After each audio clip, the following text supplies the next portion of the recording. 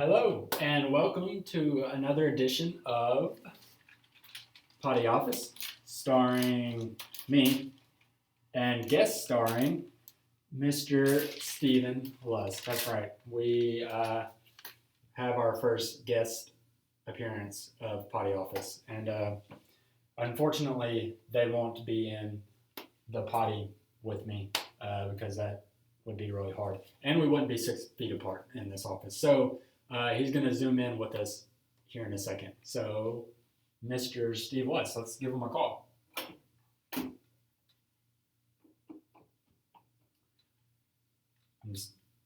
This phone doesn't actually work. I'm just kind of going to do it anyway. Hello. Hello. Welcome, Mr. Steve. How you doing? I'm doing well. How about you? Trying to make it. I haven't left my office since all this started, so I've been sitting here on the potty for a long time now. So Yeah, that really stinks. See what I did there? it really does, yes. So we wanted to play a little game with y'all, and it's called, I don't really know what it's called. Post-it note forehead game is what we're going to call it. Yeah. Sounds good. All right. So Sounds good to me. yeah. So what we did is we wrote 3 things down on some Post-it notes, and we're going to stick it to our foreheads. And I'm going to ask questions to Mr. Steve to try to guess what's on my forehead. And he's going to ask questions to me to guess what's on his forehead. And the first one to guess what's on their forehead wins. All right. Which will probably be me because I'm a winner. Yeah. And I'll let the old people win usually when I play against them. So Thank you. of course. No. Yep. You probably won't be able to see the notes, so I'll just write them down at the bottom so you can see them. All right. You Okay. ready to get beat, Mr. Steve? I'm ready to do the beating. All right. Grab your first note. And I'm going to grab mine. I'm going first. boom. I don't know which direction is that supposed to go. I don't know. Is mine in the right direction? I'm not going to look at it. Yours is upside down, but that's pretty much par for the course for you. There you go. That's better. Good. All right. How about mine? Is mine right? Yeah. It's Okay. upside down. It's upside down too. Mine's upside down? Yeah, I should have wrote it the other way. Yeah, that's what I was thinking. Okay. All right. Oh, Very nice. that one's good. So do you want to try to guess first, or do you want me to try to guess first? We'll play rock, paper, scissors for it. Right, ready? Is that? Oh, all right. You go first. Do I have to be like a really good athlete? No, not at all. Hmm. Do I have to run fast? Not necessarily. Okay. Do I have to have like any special training? Not at all. To do this, do I have to look at books? Read them? Yes, you do. Ooh. To do this, do I have to use my hands in any way? Oh, yeah. Oh, okay. Joan Brady. Oh, sorry, I'm getting a call from Joan Brady. Hello, Joan Brady. We're doing a Zoom recording right now. Do I have to oh man. Do I have to read fiction or nonfiction books? Probably both. Oh. Okay. All right, so I have to use my hands. Mm-hmm. I'm going to go ahead and take a wild guess here, all right? This is a Right. wild guess. No, I'm good. Am I a rock and roll guitar player? No. It's much less cooler than that. Much cooler than that? No, less cooler. Oh, less cooler than that. Okay, all right.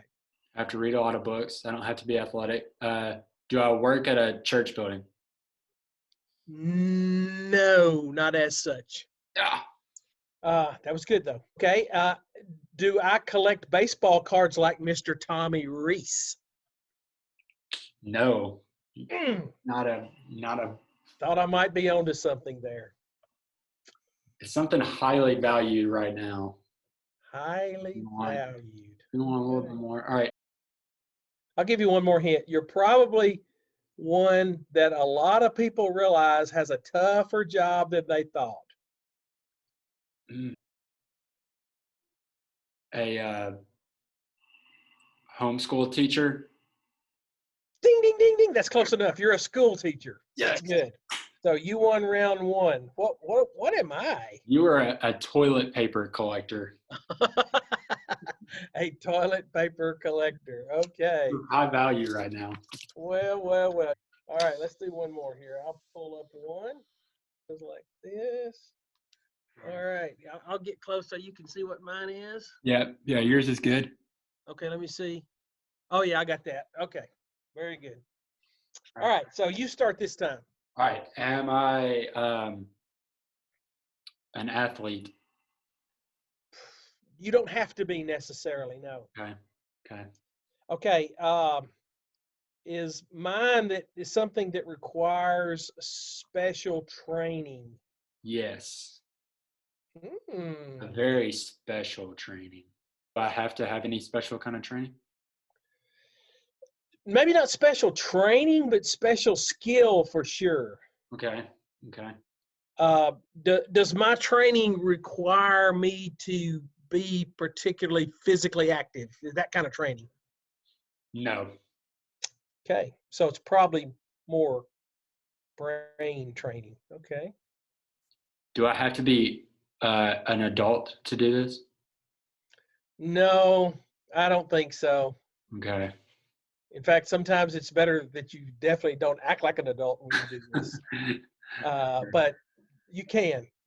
Do I have to be skilled in voice? In other words, do I have to have a good voice in order to do this?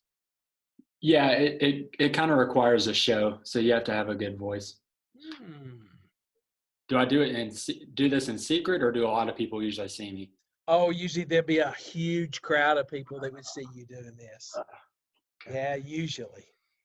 Except during times of coronavirus. Um, okay, so special skill, don't necessarily have to have a great voice, but I have to use my voice. So I guess I could say maybe like a preacher. Would that be it? No, it's not preacher. Okay. Do I use my voice or my actions more? It depends on what part you play. Ooh, what part I play? Okay. Okay, so I'm going to take a wild guess here. Am I a magician? Yes. Oh, Whoa! amazing. Yes, you're a magician. Oh, that's awesome. That Yes, was all the right magic. questions. I wasn't asking any of the right questions. You were a rock and roll star. That was So, impressive. Oh man, yeah. Okay. Well, I should have known. All right. so we tied. Yeah, Okay. we can end on Yeah. a tie. That's okay. Yeah. And this reminds me that really, although we might be a talented singer or a person who's got some kind of skill, like ability to throw a baseball or to play a trumpet or something, that doesn't necessarily indicate how valuable we are, does it? No, yeah, definitely not at all.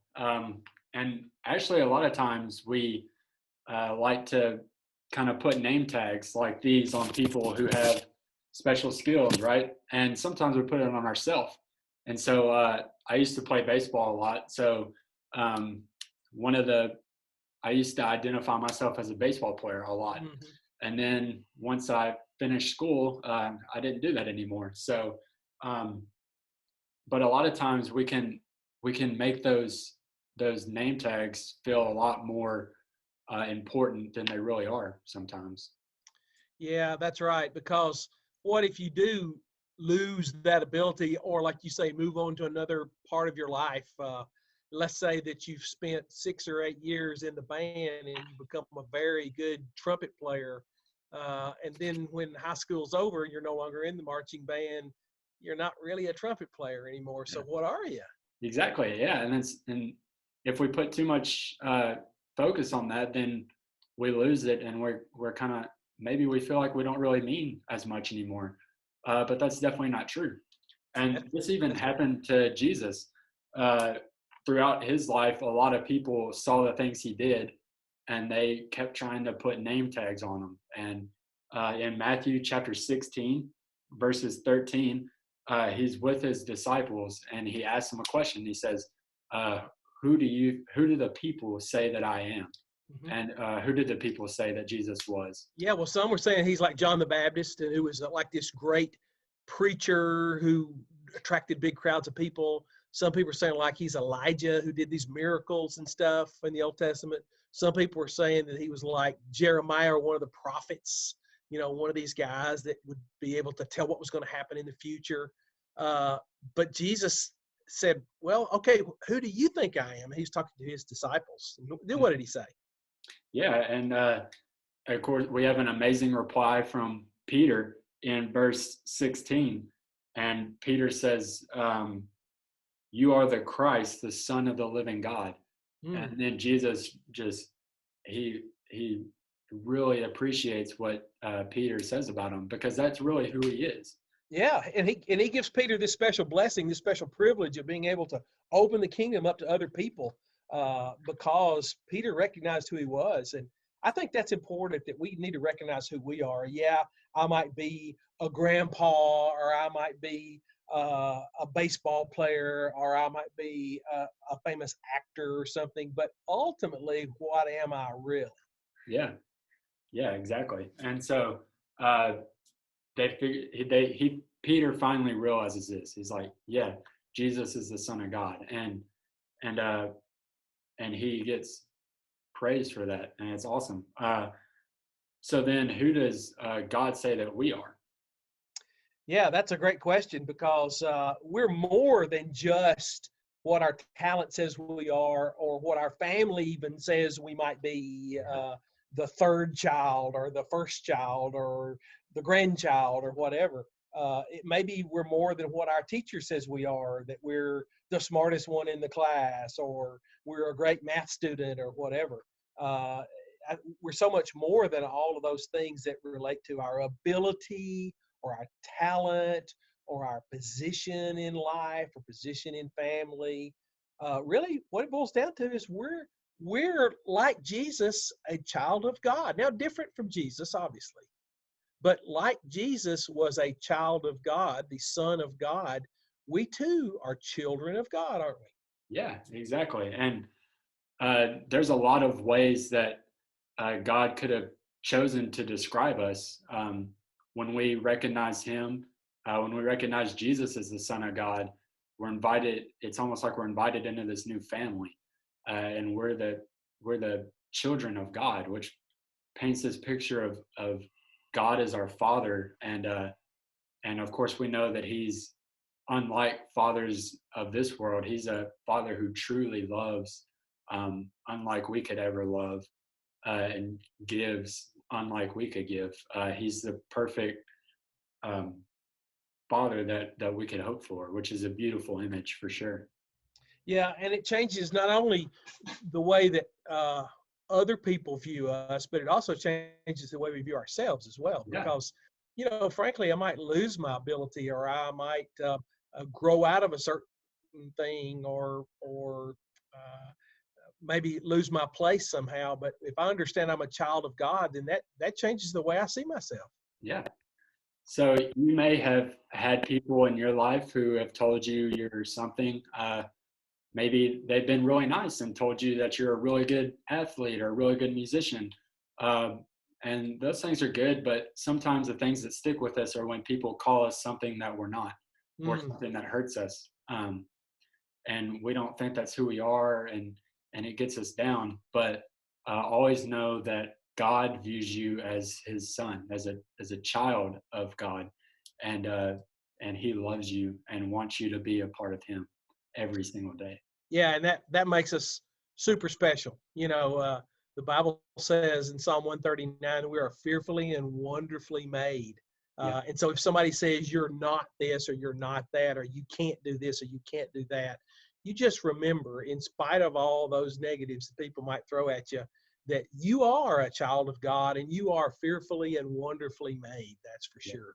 Definitely. Well, thank you for coming in and playing a game and talking with us, Mr. Steve. Yeah, sorry I had to get that second one right and, mess up your winning streak. But, that's the way it goes. It's okay. I'm used to it. All right. Well, hey, bye, everybody. I had a good time. Enjoyed the Potty Devo, and hopefully it didn't stink too bad. So See you, Mr. Steve. see ya.